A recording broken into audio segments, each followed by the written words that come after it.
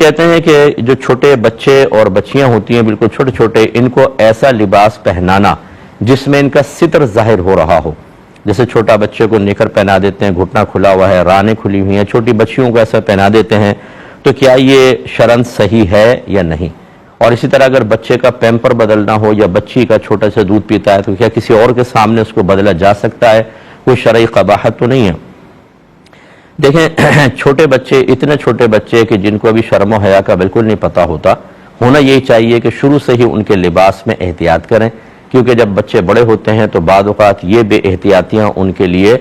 بے حیائی کی طرف جانے کی دلیل اور سبب بن جاتے ہیں۔ اس لیے فقہا نے، میں نے پڑھا ہے کہ یہاں تک تو بیان فرمایا کہ چھوٹے بچے کو سونا نہ پہنایا جائے، یعنی لڑکے کو، کیونکہ مردوں کو سونا پہننا منع ہے، تو وہ چھوٹا بچہ تو گناہگار نہیں ہوگا لیکن بڑے گناہگار ہوں گے۔ اس کا مطلب ہے کہ مزاج شرع یہ ہے، فقہا بھی اس بات کو پسند کرتے ہیں کہ شروع سے ہی بڑوں کو بچوں پر شرعی احکام کو حتی الامکان نافذ کرنا چاہیے۔ لیکن چونکہ ہمارے یہاں عموم بلوہ بہت زیادہ ہے، عموم بلوہ کا مطلب کوئی ایسے ہی ممنوع کام جس کو عقلاً یا شرعاً منع کیا گیا ہو،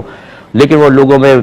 بغیر پری پلان بہت زیادہ عام ہو جائے تو اس میں تھوڑا نرمی کا حکم ہوتا ہے۔ تو چھوٹے بچے چونکہ شرعی احکام کے بھی مکلف نہیں ہیں، اگر ان کے ایسا کوئی لباس پہنایا